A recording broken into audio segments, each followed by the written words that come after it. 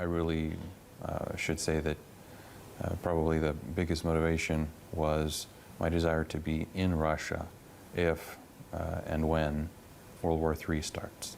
An American guy who was deported from Russia, then he tried to go back through the Belarus and was deported even from Belarus because obviously Russia and Belarus, they have kind of mutual agreements about illegal immigrants. And then he went to live in Poland, then to Ukraine, and tried to get as close as possible to the war zone to get into Russia, and he succeeded. That sounds really crazy, right? So let's dive a little bit deeper into this unbelievable story. So let's check what he writes. Hello, my name is Daniel Martindale. I grew up in a large traditional Christian family. Okay, so not to sound hateful toward religious people, I probably should shut up. So I will. I was homeschooled and finished 2 years of university before those studies were cut short. Well, being homeschooled is already kind of a big red flag to me, because I cannot believe that homeschooling can compete with the quality of education that a real school with different subjects being led by different teachers. I think it's incomparable stuff. So surely there can be very great kids who got homeschooled and they are super smart, intelligent and knowledgeable, but on average I would say not the best thing to do. So let's keep on. My mom was my teacher up until 9th grade. I mean, until 9th grade you have only one teacher, that is your mom. I don't want to seem like that I'm hating on this guy and his education, but at least in my experience, I started to have different teachers designated to different subjects since grade 5th. So it's like around 12 years old. So I had a teacher on algebra, on geometry, then different teacher in biology, then different teacher in chemistry, and so on. And the higher grade I was, the bigger amount of teachers I had. Because if you want to be a really great teacher and a specialist in your subject, you're supposed to have studied specifically this subject at university. You studied at university to become a teacher. So only one mom teaching all of this, because 9th grade is middle school, it's almost high school.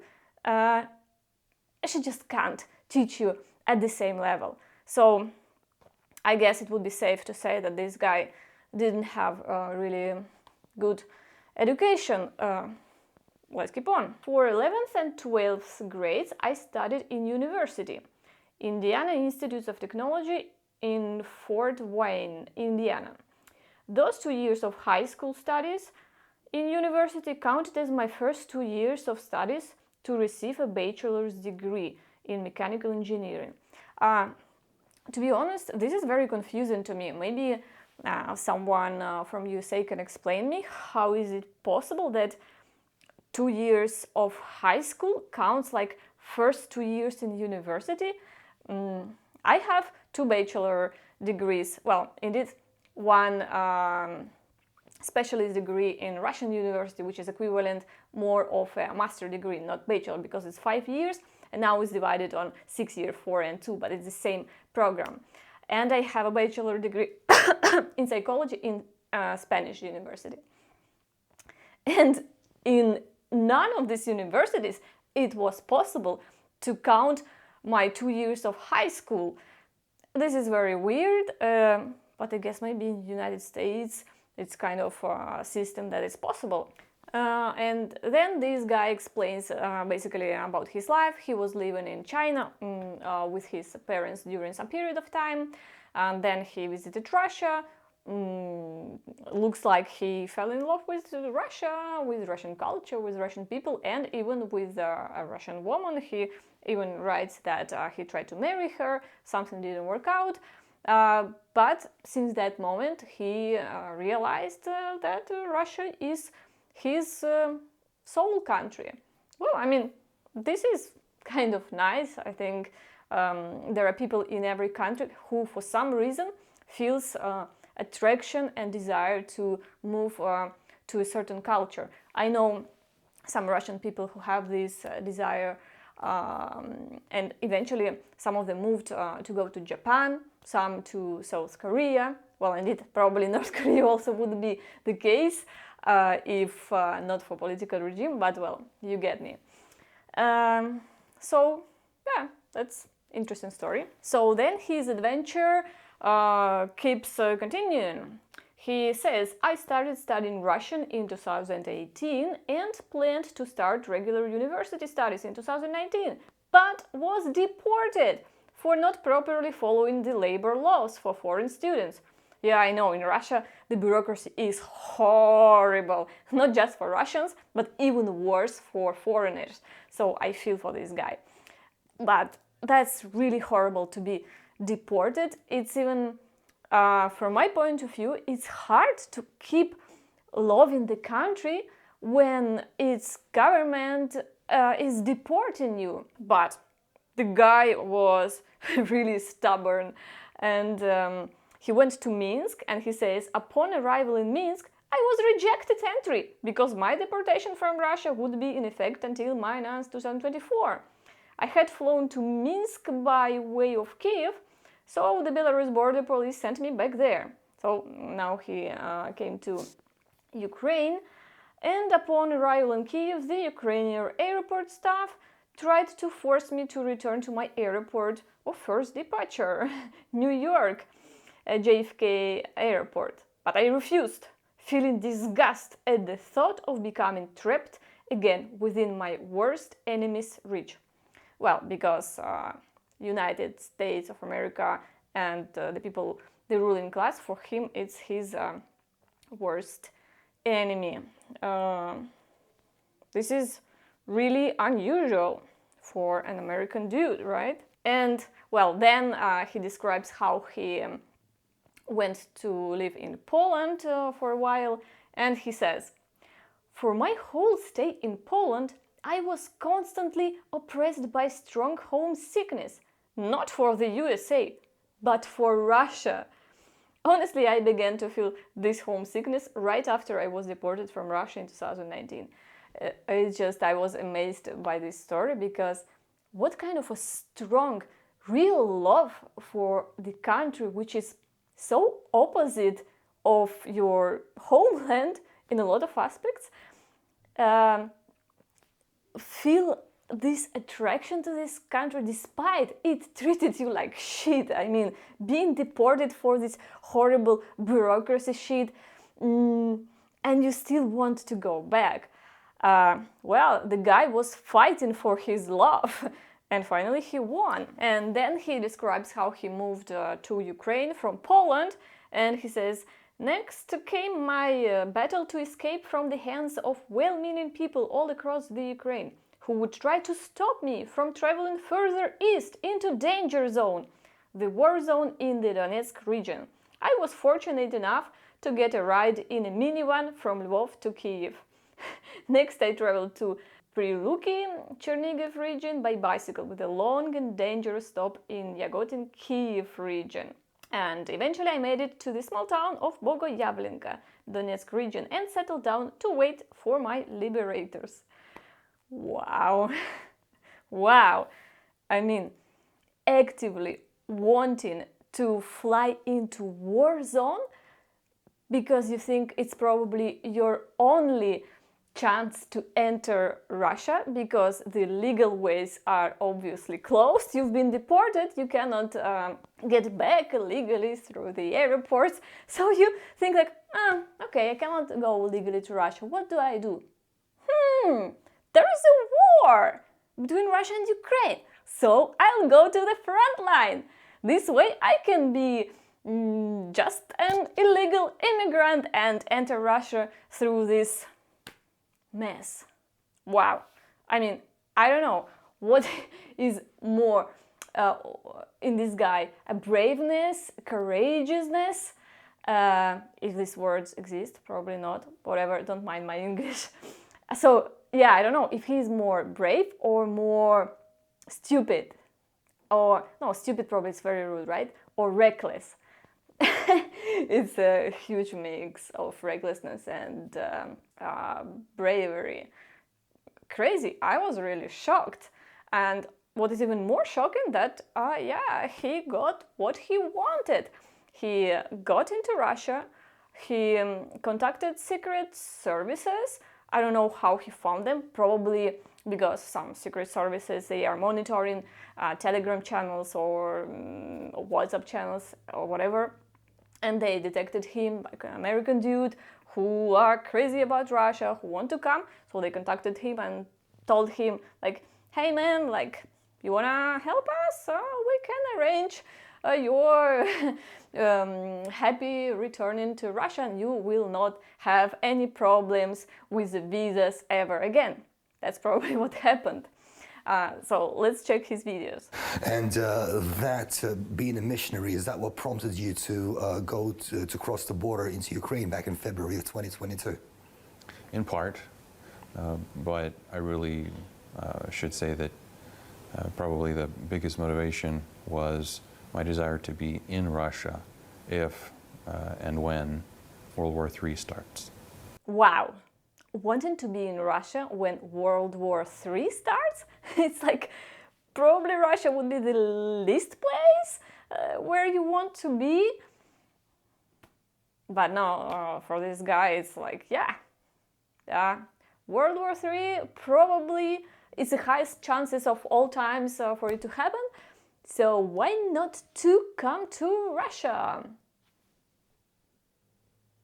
Though, well, maybe the guy has a point, because Russia is so vast, so huge, that there will be some villages in Altai or in Siberia that would stay not damaged by the nuclear bombings, because despite the nuclear war will destroy most of things on Earth, but probably first of all the biggest cities, and maybe there will be some clusters of wild nature with the small villages not that much affected by this.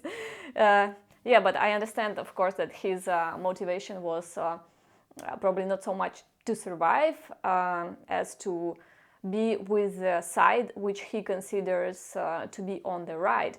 I think in his article that I shown you previously, he also mentioned that he thinks that it's the will of the Lord to help Russia, or that Russia is in the right because of the Lord things. I don't remember, which is, of course, it's a total BS. I mean, this war is not a will of anyone's lords. It's just, from my point of view, a war which is done in the interests of the powerful people from the West and powerful people from Russia, mostly for capitalistic interests. All of this Western paraphernalia with the BlackRock and other big money, and Russia has their own oligarchs who would want the Ukrainian soil to be under their control, and of course they are fighting by the hands of normal mundane people from Russian side and from Ukrainian side, which are just normal people. They are innocent, globally speaking. It's absolutely the same people, absolutely the same type of mentality. I'm telling you this because I've been living in Ukraine for some years, I've been living in Russia, so we are not especially different at all. So yeah, what is going on, it's a big tragedy. It's definitely, there is no sides which are a godly side, okay? So there is no God in this war at all. Mentally, I would say the biggest challenge was trying not to become extremely angry to the point of losing my ability to properly function in life. because of the fact that it was at that distance away from the front line that all of the Ukrainian artillery was basically firing from my backyard. And in my mind, when Ukrainian artillery is firing, it means they're killing my friends. And I just had to listen to that. I couldn't do anything about it except give what information I have, which was most of the time probably insufficient to really fight back. Mm-hmm. So that knowledge that my friends are dying out there and I can't do anything about it was extremely hard to bear. Really, this guy sounds more Russian than even most of the Russians itself. Did you notice how truly moved he seems? How really I truly believe him that he perceived the Russian soldiers as his real, true friends, someone who are fighting for his interests as well. It's actually quite impressive and somehow amazing. I can respect this, by the way. Like this guy, he seemed to be quite a good guy in general and with good intentions. But well, you know, sometimes where good intentions can lead. But yeah, sometimes I feel that even I'm kind of jealous of these people who have it so clear. They are absolutely sure what is right, what is wrong, what is good, what is evil. And from the both sides, this guy is purely pro-Russian, but there are same people purely pro-Ukrainian. Indeed, I would say most of the people finally they are in such a polls like or ultra mega pro-Ukrainian, and Russians are the devils, or totally the contrary.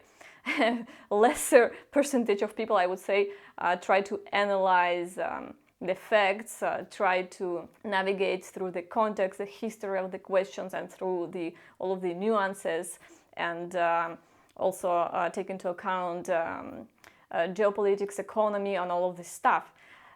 So for people who have everything so clear, it's probably so easy to live. You know the good, you know the bad, and you know what you have to think and what you have to do to be a good person. Easy, amazing to live, but I really feel it's so wrong. What was the feeling in your heart when you finally felt that you're out of danger?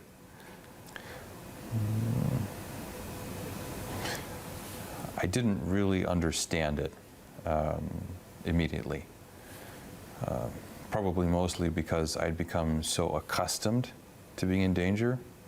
It took me quite a while to really understand that is the fact, that I'm no longer in danger. I would say that the first feeling I had when I saw the Russian soldiers there in the village, it was euphoria. I was very happy to see them. And the time when they came, it was only about a half an hour after I had been sitting in the cellar, and I heard Ukrainian soldiers right above my head in the summer kitchen where I was staying. And so I was expecting a firefight to flush them out. Mm-hmm. They left on their own. But when the Russian soldiers came and they called for me, at first I wasn't sure, because it was possible that the Ukrainian soldiers were calling for me, mm-hmm. that they had intercepted some radio communication, mm-hmm. and they knew how to call me. So I needed to be sure that the soldiers were actually Russian, mm-hmm. not just because they had a white armband and because they were speaking Russian. Ukrainian soldiers could do that just as easily. And if they knew who was going to be rescued, they would probably make that kind of an effort to stop the evacuation. But when I came up the stairs, opened the door a little bit, the first Russian soldier that I saw was probably a Nanai Indian, mm-hmm. from Blagoveshchensk. Mm-hmm. And so I know that Ukrainians don't have Asian soldiers. Exactly. So I knew immediately that finally I'm free. So yeah, the guy felt euphoria when he saw Russian soldiers. When I was watching this interview, I just kept feeling what a tragedy that there are a lot of finally nice people like this guy, like many others from both sides, who are truly believing in their values, in that they are fighting for the correct reasons, and the other side is totally clearly on the wrong side. And these nice guys, they are just dying. A lot of them are dying horribly and in pain. Huge tragedy, huge human tragedy, which probably already cost close to a million lives altogether if we combine losses from both Ukrainian and Russian side. Because me, as a psychologist, despite I'm not practicing right now and I'm working in another field, but related to psychology, I see people, first of all, as humans. Anyone who thinks like certain nations are totally evil and these nations is better are absolutely wrong. We are same kind of people. We have same psychological patterns, and we are manipulable by the media, by our speakers. We are brainwashed. In the same way, it's just Ukrainian people getting brainwashed by the Western media, by the Zelensky and his team, and Russian people get brainwashed by Putin and all of the company of Russia. Meanwhile, the average Vanya from Ukraine and average Vanya from Russia are just the same normal people who want to live normal life and who don't have this evil nature like sometimes people try to represent. What was the first interaction between you guys when you realized that The soldiers didn't actually know that I was American. Okay. They just knew that they needed to pick up a valuable package. Ценная посылка. Uh-huh. And so they came down in the cellar with me, and they wanted to hear the whole story. So I gave them a short rundown of my motivation, why I'm there, how long I'd been there, who I am, and they were in shock. Of course they were in shock, because just imagine, a lot of these Russian soldiers by the media, they were taught to kind of hate America, hate this American LGBT, trans, whatever kind of bullshit propaganda they try to put in their minds, that the Americans are evil, that they hate Russians and all this stuff, and they see the American guy actually helping them, loving them, and just being more Russian than any Russian. Yeah, I mean, I would be in shock as well.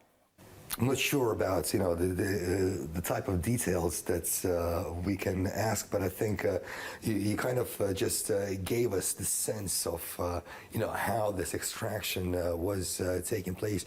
After all, you were indeed, like you said, ценная посылка, or a very important package, because you provided quite a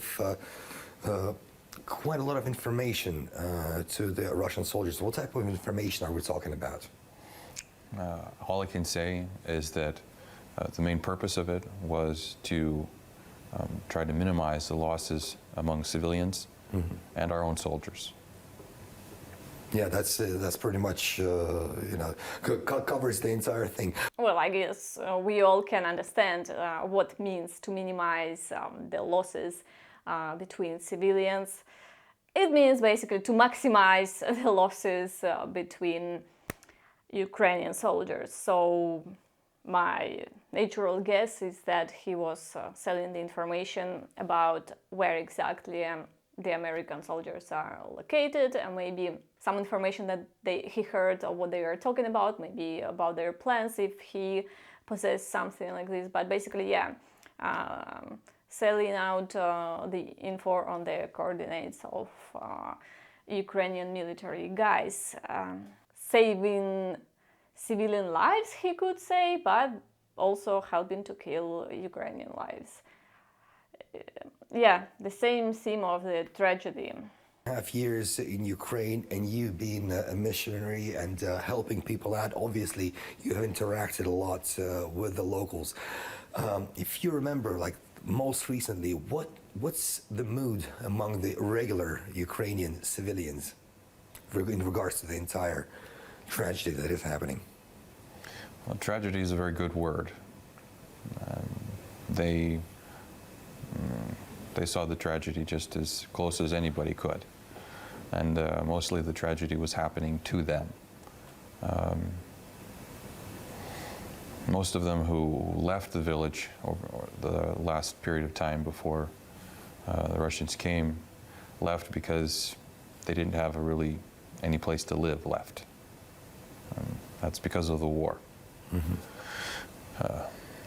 I should say that in the end, that's all the fault of the Ukrainian government. It doesn't matter whose bomb it was, whose artillery shell it was. The Ukrainian government is at fault. As I told, it's very nice to have everything figured out, to know for sure what is right and what is wrong. Because you see, he's saying, doesn't matter whose bomb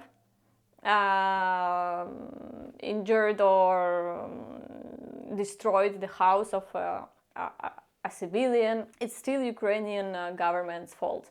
I assure you, absolutely the same, but vice versa. Some pro-Ukrainian guys or girls are saying. And, well, of course, this kind of black and white vision is absolutely false. By definition, black and white cannot be correct because the world is so much more complex than just being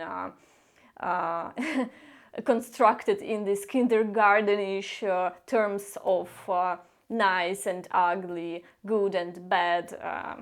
Absolutely not. Of course, Russian bombs that are destroying Ukrainian facilities, it's responsibility not just of the Ukrainian government, which is as well. It's first of all, it's direct responsibility of people who launched it, then and of course of the Russian military, of Russian presidents, but as well it's responsibility of Zelensky, who decided to go on to escalation and didn't sign the peace agreement in Istanbul and previously didn't follow the Minsk agreements. All of this could have been avoided. So yes, Ukrainian government also has responsibility, and of course the West has responsibility for enabling this war, in which I'm sure most of Western elite knew. I can't believe they were so stupid not to know that Russia would prevail just by the basic mass and amount of resources they have in comparison with Ukraine. So yeah, there are a lot of responsible parties, but obviously saying just Ukrainian government, well, I mean, no, it's Russian people, Russian soldiers, and but also they probably not even the most responsible, because the most responsible people is Russian military commanders who are telling them to do this. But again, as I told, so many actors in this war, and all of them are responsible. And now, as you know, we are really at risk of getting higher on this escalation ladder, because USA looks like they permitted their own American servicemen to launch rocket from the Ukraine to the Russian territory. Why Americans? Well, because the Ukrainian soldiers cannot have access to manipulate and to program these rockets of this range. And now, like this guy wanted, we are probably the closest we've ever been to the World War III, and he's in Russia. I hope he's happy. I'm not really happy about what is going on at all. All that I can have is just a hope that our elites are not totally gone mad and crazy, but honestly, I would not guarantee that at all. Knowing how crazy people can get in the periods of especially high tension, when emotions starting to play bigger role than the reason and the rationale, like just remember what the crazy things and laws some governments were starting to take during these horrible pandemic times. Or remember the Germany during its Nazi period.